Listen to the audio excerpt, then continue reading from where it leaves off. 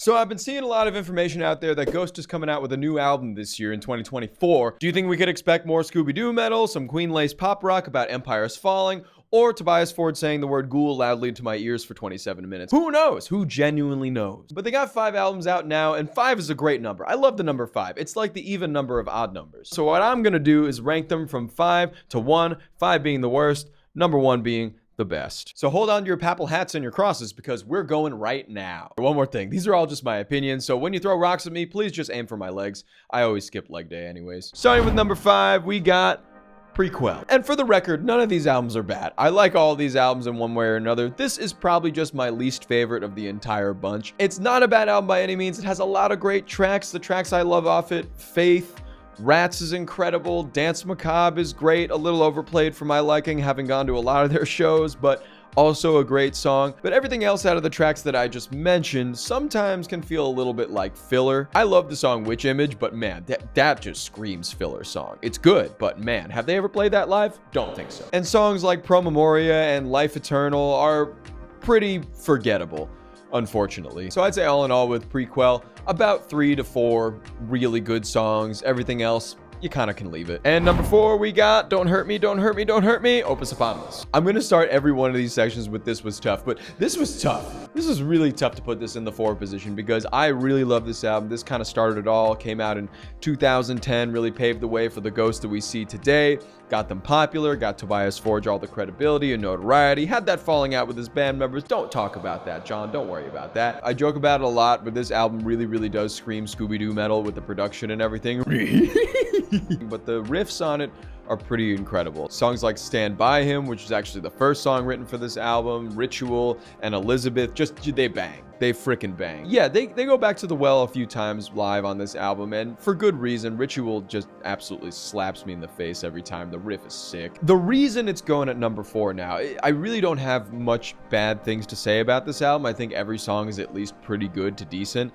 It's just not on that level of some of their later work, which, speaking of, number 3, aka Queen, but make it spooky, IMPERA. IMPERA was a fun-ass release, and I lean into it a bunch talking about how it is kind of like they tried Queen, or maybe they kind of formed into a bit of a Def Leppard kind of vibe, but this is the place where Tobias really leaned into his love of pop music, classic rock, and hair metal, and we found out just really how Swedish he is. I mean, you can kind of hear some ABBA on this too if you had to listen a little hard. I always listen too hard. Speaking of hair metal on this record, my favorite track is Griftwood.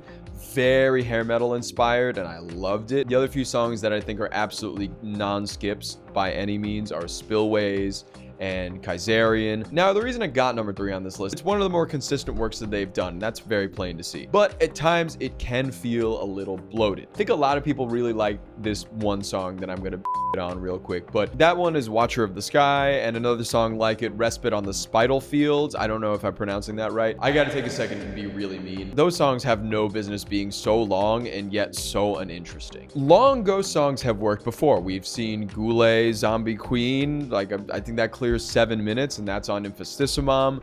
That cut a really nice balance between like the proggy aspect, the heavy aspect, and also kind of the piano interludes in between. These longer works on IMPERA didn't really do much for me. They just kind of were a lot of the same thing over and over again. Those songs could have just been about half the length and been a lot more punchier and fun to listen to. And besides my one mention of Griftwood, this album to me is quite top heavy. The first 5 or 6 songs are incredible. Once you get past those though, it starts to drag a little bit. Number 2, satanic, proggy, and a whole lot of fun. We're talking Infestissimum. This narrowly gets the second spot. To me, this second album, Infestissimum, was a vast improvement from Opus Eponymous. I think this album cut a really nice balance between experimentation and hits. We got some very interesting stuff. Like I mentioned Goulet earlier, and that's probably my favorite song on this album, or one of them. And that's kind of on the experimental side, but on the hit side, songs like they got Year Zero, they got Perispera, they got Secular Haze, they all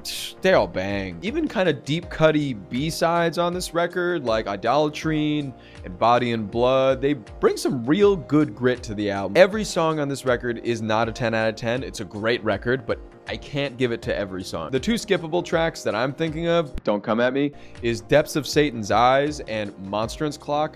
Monstrance Clock, I liked it generally when they do it live at the end of the show, but as a standalone studio track, I don't really see the appeal of it too much, but it's fun live. And you knew this was coming, everybody. Number 1, Meliora. Even outside of the realm of Ghost, I very much think that this is a perfect album. No skips. Nary a skip on this record. Everything from Spirit all the way to Deuce in Absentia makes me happy, and yes, I mean the interludes too. I'm a big Spoke Sonat guy. So the thing here is that it has its hits, right? It has Cerise, He Is, From the Pinnacle to the Pit, and it also has solid deep cuts that fans like me might actually love even more than the hits with Due Time, like Mummy Dust, like Spirit, and Absolution. It was, I think, the perfect place for where they were at in their career at the time, because it makes a little bit of a callback to Opus Eponymous. Like the opening with Spirit is a little more campy, a little more yeah, Scooby-Doo-ish, and by the end with Deuce in Absentia, Absolution, they're kind of getting into more of that proggy Infestissimum area. Then with songs like He Is, they get into a ballad, and songs like Cerise that keep the heavy riffage going. This album really broke them out. I mean, Square Hammer is technically not on this regular release, it's on the deluxe edition, but I think that song being made around the same time as all this really speaks to how